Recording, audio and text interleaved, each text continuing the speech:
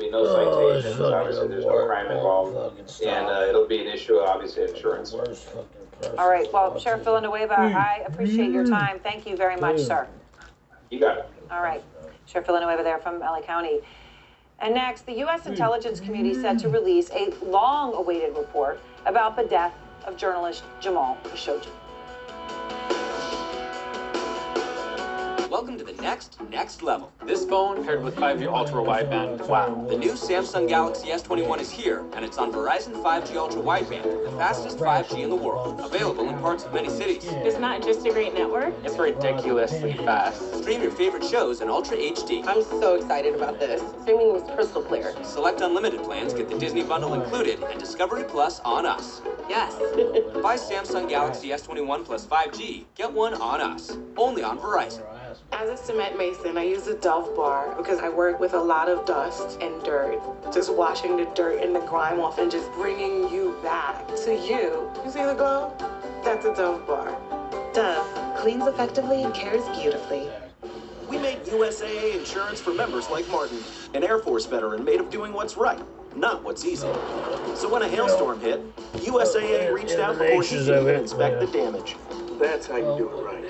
USAA insurance is made just the way Martin's family needs it. With hassle-free claims, he got paid before his neighbor even got started. Because doing right by our members, that's what's right. USAA. What you're made of, we're made for. This is the planning effect. As Carla thinks about retirement, she'll wonder, what if I could retire sooner?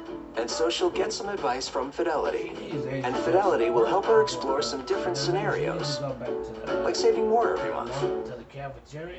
And that has Carla feeling so confident that she can enjoy her dream right now. That's the planning effect from Fidelity.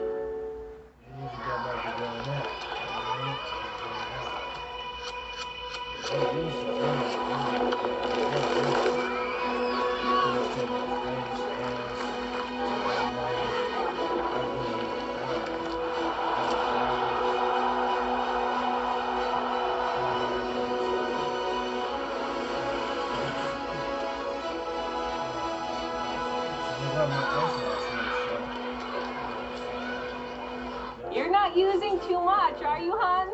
Charmin Ultra Soft is so soft, you'll have to remind your family they can use less.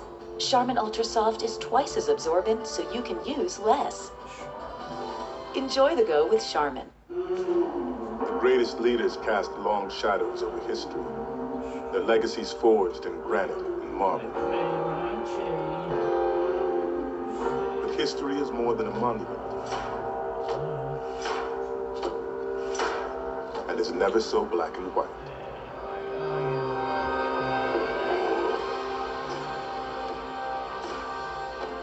Lincoln, the story continues. Sundays at 10. Deals, deals, deals on used vehicles. The Elk Grove Auto Mall Used Car Deal-a-thon. Certified used cars, local trades, Carfax. Used SUVs, cars, trucks, hybrids, vans. No money down, low financing. The Elk Grove Auto Mall. Whose stories are worth telling? Who's it worth hearing? Shotgun. Who is the toughest of them all?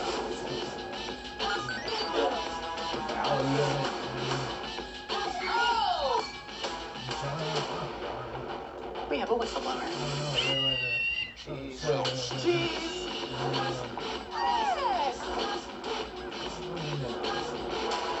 We got this.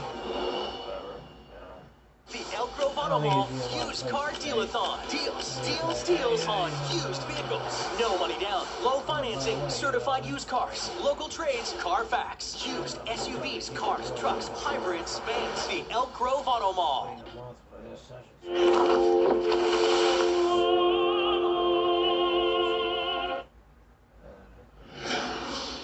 Tonight, President Biden says he has read an intelligence report on the murder of journalist Jamal Khashoggi and that he will be talking to Saudi King Salman. Conversation the White House says will happen soon. So this comes as multiple sources tell CNN that an unclassified report on Khashoggi's murder could be released as soon as tomorrow. It was obviously a horrific, brutal murder. The report is expected to include new details about those who were behind Khashoggi's murder at the Saudi consulate in Istanbul, right? Went in to get that visa and then never came out. Shortly after Khashoggi's death, the CIA assessed with high confidence that Saudi Crown Prince Mohammed bin Salman had ordered the killing. President Trump, though, defended the Crown Prince and never took action, never took any action whatsoever.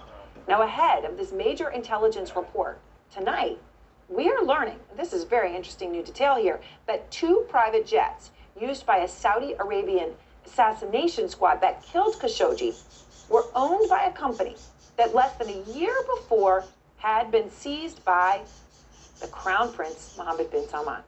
Now, just hold on there for a moment, because those 2 private planes, they had tracked them, right, from Riyadh through other places in the Middle East all the way up to Istanbul.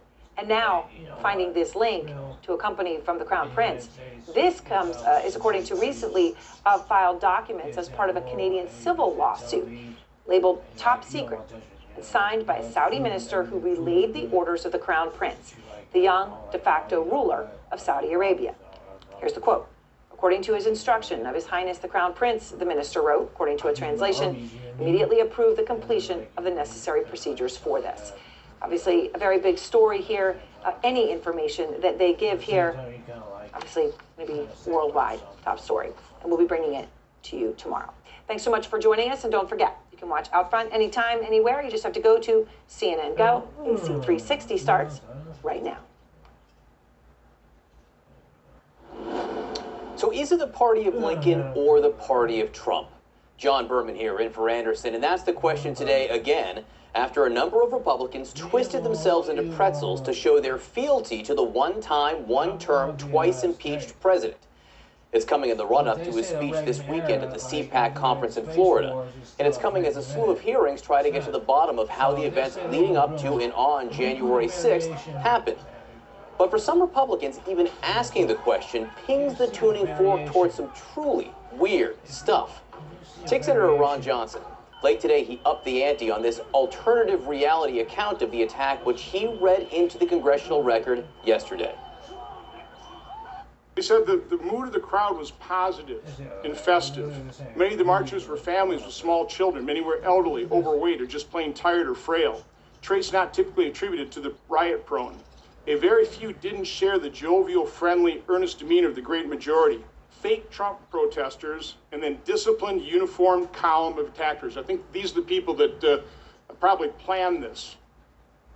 So does this crew look, to borrow a few words, positive or festive? Jovial work for you? How about friendly? Earnest? Do I hear earnest? The whole thing is ridiculous, but when this guy's in for a penny, he's in for a pound or a pile. When CNN's Manu Raju late today asked him off camera whether he had any regrets about saying that, listen to his reply. 11 million isn't what it used to be. In any case, that's exactly how many illegal aliens there are. 11 million, 11 million, 11 million. No more, no less. Of the 250 million undocumented people in the world today, the United States has 11 million. The 11 million undocumented immigrants already pay taxes. So those are a lot of the 11 million people we're talking about. Right, and the 11 million people. Is that what we want to do? Is that the solution? Well, no. 11 million undocumented people. Only 11 million. This is America. We're not going to go round up 11 million people. The undocumented population has remained stable at about 11 million for the last half a decade. Negatively impacting not just 11 million people. We have 11 million people here who are undocumented. As an undocumented immigrant in this country, one of 11 million who are viewed as criminals. It's almost like a script. Now, people have different views on what we ought to do about illegal immigrants, but nobody questions how many there are because there are 11 million, period. Joe Biden knows this. He checked with the doctor he lives with. Dr. Jill Biden isn't a practicing physician. We established that after doing a little shoe leather reporting with our sources in the medical community. But Dr. Jill is a noted and internationally regarded academic researcher who once wrote a triple. We debate it. I think that's accurate. I think so we don't know. We do not know. No. And that must be a grave concern to you that we potentially have more than 10 million people here whose identities we don't know, could be over 20, whose identities we don't know, and like they could be anybody. Yes. And so why is that not the single most pressing problem the country has? In my opinion, right now, this is one of, if not the biggest crisis this country has faced in a decade. Okay, so we don't know. The question is, what is the real number? And why is everyone saying it's 11 million? Why is everyone coming to the same wrong conclusion? They're not all lying. 100, 300 So we million, checked, and here's what we as opposed to 20 found. billion worldwide. Pretty much everybody who talks about immigration, including Dr. Jill Biden, is using the Census Bureau's annual American Community Survey to estimate how many illegal immigrants live in this country. One senior lecturer at MIT School of Management put it this way: it's been the only method used for the last 3 decades. So what is the method? Well, the census tallies up the number of foreign-born people they've identified who live in this country. Then, estimators subtract the number of foreign-born people known to be in the U.S. legally. Bingo, 11 million, that's where you get. The problem is, this method of calculation is bound to be wrong. Many illegal immigrants don't respond to census takers. Why would they? They're here illegally. Robert Groves, the former director of the Census Bureau, summed up the reality this way, quote, "There's no magic bullet that anyone has discovered to count this population. This is really very difficult to estimate." I think, So many of the studies projecting that there are only 11 million illegal immigrants have in fact acknowledged that the census is not perfect. They've been honest about that. But strangely, they assumed that it was pretty close to perfect.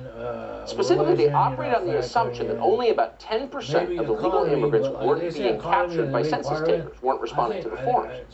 Put another way, their models assume that 90% of the people living in this country illegally were willing to cooperate with census takers. Now, why would they assume that? It seems like a ridiculous assumption, but there's a reason. Ann Coulter explains that reason in her book Adios America, which even now is one of the few serious explorations of this topic, assuming it's not now banned by Amazon, which it may be. It turns out that researchers have been relying on a 2001 study 20 years ago, funded by the University of California. That surveyed a total of 829 people born in Mexico and living in Los Angeles, and it asked them whether they responded to census interviews. Now, the majority of them said yes, but here's the amazing thing. Nearly 40% of those households refused to answer the survey at all. In other words, all the assumptions that there are 11 million illegal immigrants in this country are based on a separate assumption, and it's that 90% of illegal immigrants are willing to cooperate with the Census Bureau. And that assumption itself is based on a survey showing nearly half of all illegal immigrants refuse to fill out the survey. According to Freakonomics, this is bad math at the very least. In 2018, researchers at Yale and MIT decided to update the methodology. Yeah, not a minute too soon. They did not rely on census data. Instead, they used, quote, operational data, such as deportations, visa overstays, demographic data, death rates, immigration rates, etc. Those are real numbers. They combined them and used a mathematical model to establish a range of estimates, how many people live here illegally. Here's what they found, quote, after running 1 million simulations of the model, the researchers' 95% probability range is 16 million to 29 million illegal aliens, with 22.1 million as the mean. In other words, the estimates that we've been relying on for decades and repeating to each other like they're real, the estimates the Biden administration is now using to justify mass amnesty, could possibly, in fact, may likely be off by more than 18 million people. There could easily be 30 million illegal immigrants living in this country or more. How many people is that? That's more people than live in the entire state of Texas. So how would amnesty for that many people affect our, quote, democracy, the one we're also worried about? In effect, it would end our democracy. People who have lived here all of their lives, paid taxes, followed the rules, been good citizens, would find their votes diluted to to of irrelevance. By the way, it would mean an instantaneous end to African-American political power. That would be over for good, no question about it. Apparently Maxine Waters is too dumb to know it, but that would be the effect. Of course, it would also ensure permanent rule by the Democratic Party, which is the point of it. We should tell you that it's not just Yale and MIT who have concluded the 11 million number is ridiculous. Back in 2005, Bear Stearns, the bank of all places, reached the same conclusion. Bear Stearns estimated the total illegal immigrant population to be as high as 20 million. That was 16 years ago. Here was their top line finding in that study, quote, our research has identified significant evidence that the census estimates of undocumented immigrants may be capturing as little as half of the total undocumented population. This gross undercounting is a serious accounting issue, which could ultimately lead to government policy errors in the future. Oh, you think? Like giving amnesty to 11 million who are actually 30 million? Yeah, that could be an error. Now, to make this calculation, Bear Stearns did not rely on census data because they're a bank. They're not as dumb as our government. Instead, they looked at bank transfers, remittances from the U.S. to Mexico.